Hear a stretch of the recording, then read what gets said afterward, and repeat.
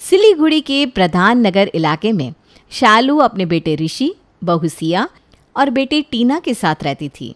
सिया जब से शादी करके आई थी तब से उसकी ज़िंदगी जैसे एक बड़ा स्ट्रेस बॉल बन गई थी।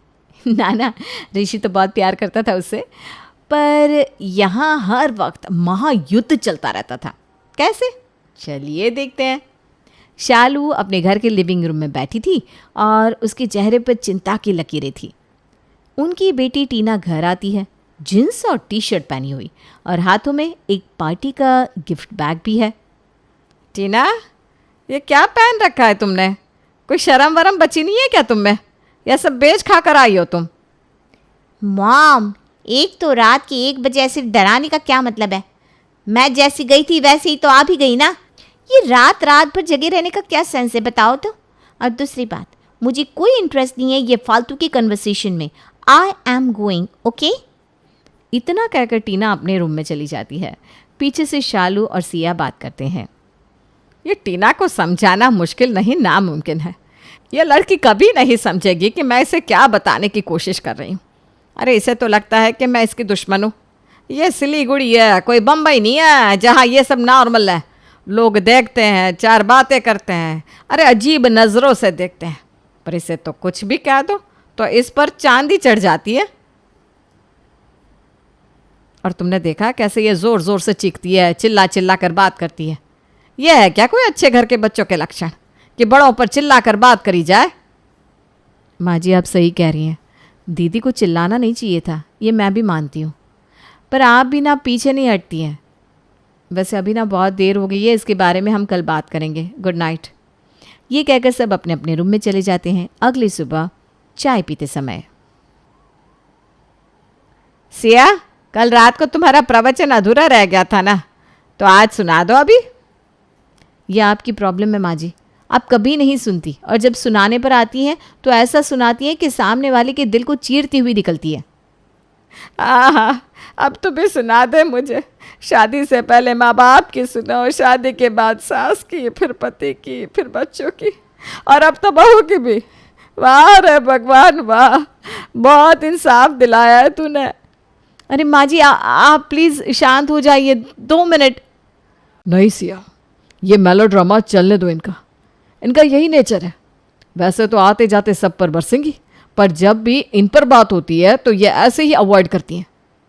इतने में टीना भी बाहर आती है। और नहीं तो क्या, इनका तो ये पूरे दिन का काम है, बस उठो, डांटो, रो लो, खा पी लो और सो जाओ। कुछ काम धाम तो है नहीं। और हाँ, करम जली, तू भी आके बोल ले, तेरी ही कसर रह गई थी। बहू तू एक काम कर, एक बच्चा कर ले और उसे जल्दी ही बोलना सिखा देना, फिर वो भी तुतलाते हुए मुझे कसूरवार ठहराना सीख जाएगा, है ना? और भी कोई बच गया हो तो आओ, मुझे सुनाओ, आ जाओ। बस करो माँ, मुझे तो यहाँ मन ही नहीं करता रहने का। जा, आप देखो चिक चिक किट किट करती रहती हो यहाँ पर, तंग आ गई हूँ मैं।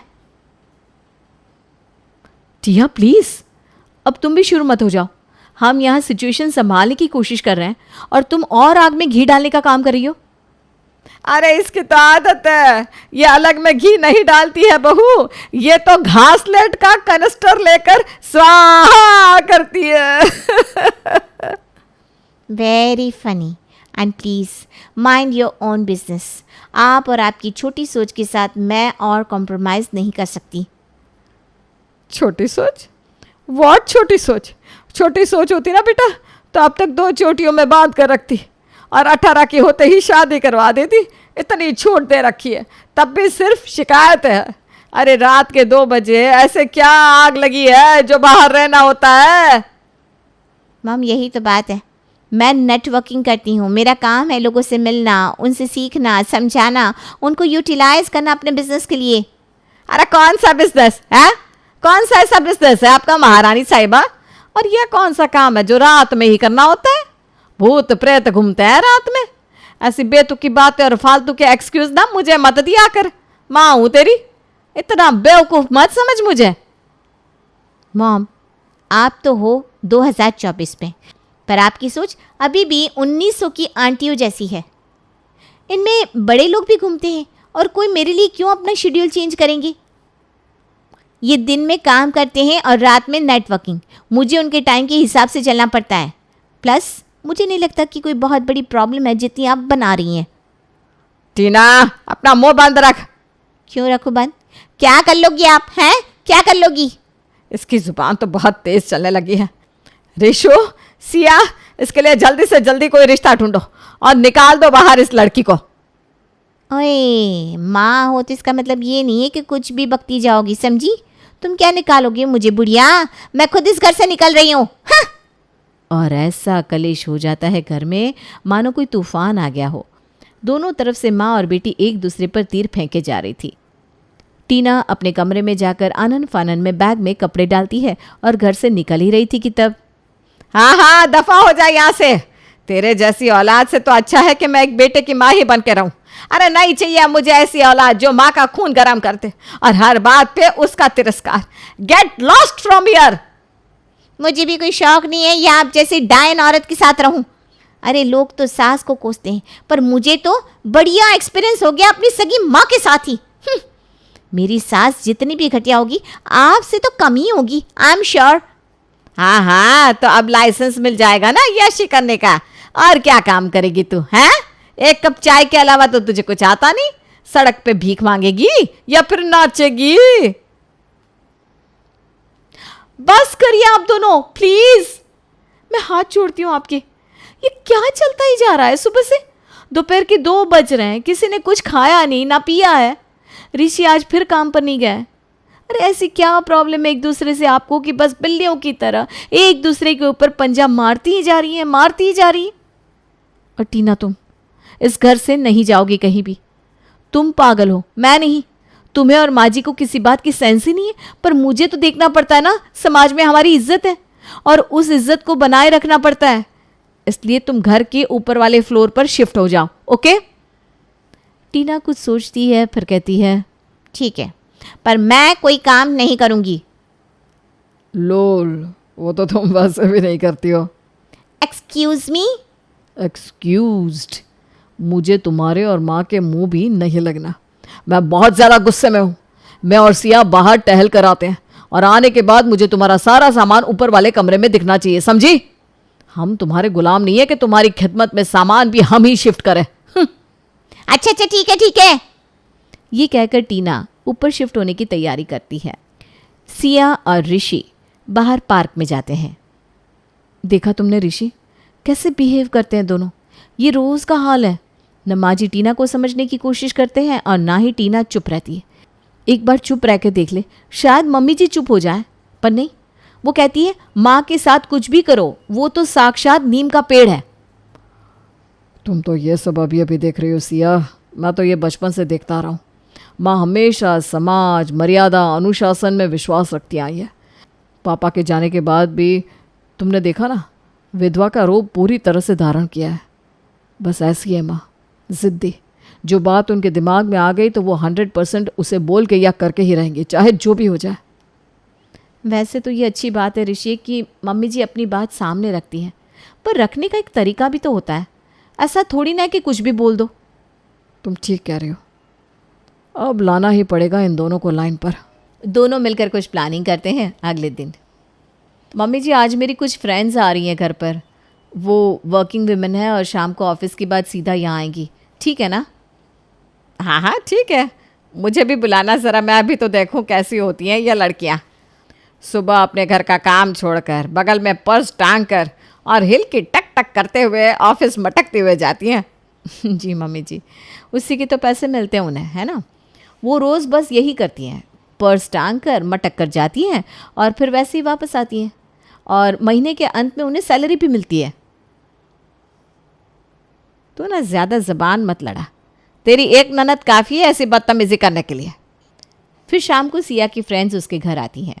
Jeans, top, formal skirts, pants में वो काफ़ी अच्छी और स्टाइलिश लग रही थी।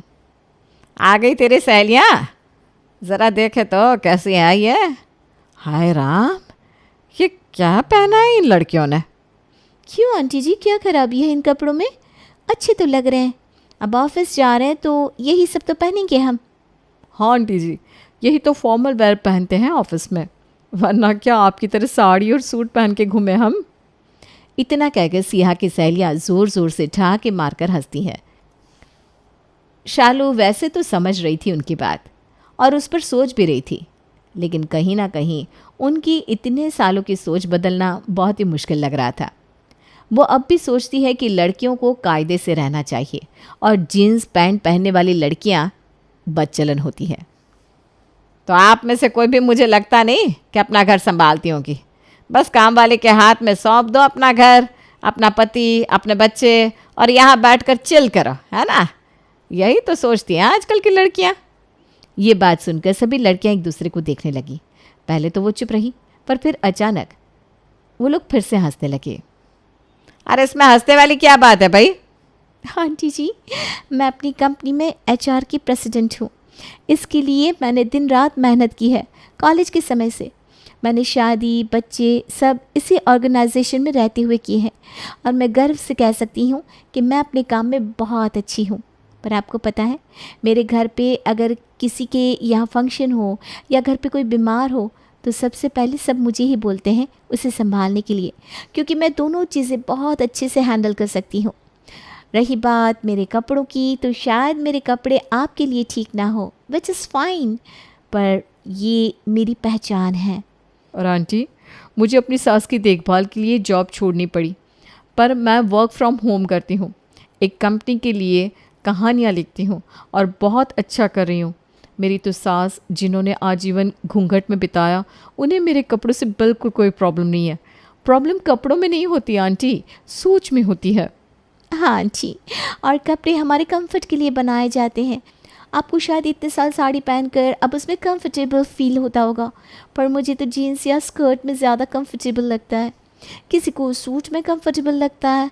अब ये तो हर इंसान की निजी पसंद होती है ना, इस पे हम कैसे रोक लगा सकते हैं? ये कैसे किसी को कहे कि यार ये पहनो और ये मत पहनो? I know this is ridiculous. Anyway, हम चलते हैं। सिया, नमस्ते आंटी जी। इतना कहकर दोनों सहेलियां चली जाती है वहाँ से।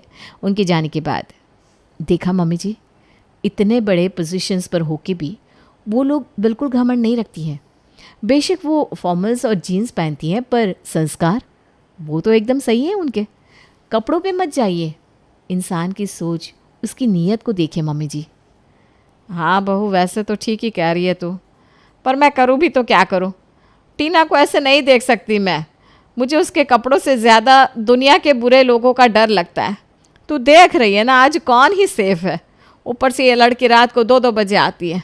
बेटा, टीवी पर कहना कि समाज बदलो, सोच बदलो, ये सब बहुत आसान है, पर ये सब देख के मुझे एक इंसान दिखा दे जो सही हुआ है क्या कोई? नहीं ना। बस मुझे अपनी बेटी की चिंता होती है, इसीलिए मैं टोकती हूँ। अच्छा बेटा, मैं अपने कमरे में जा रही हूँ, थोड़ी देर सोना है मुझे। ये कहकर शालू जी तो चली जाती है, पर सिया के मन में एक नया नज़रिया छोड़ के चली जाती है। अब सिया वैसे सोचती है तो उसे वो बात भी ठीक लगती है। वो सोचती है शाम को टीना से बात करेगी। शाम में, अरे टीना, तुम फ्रेश हो गई? मैं आ जाऊँ थोड़ी देर? अरे वाह भाभी, आप यहाँ आइए ना।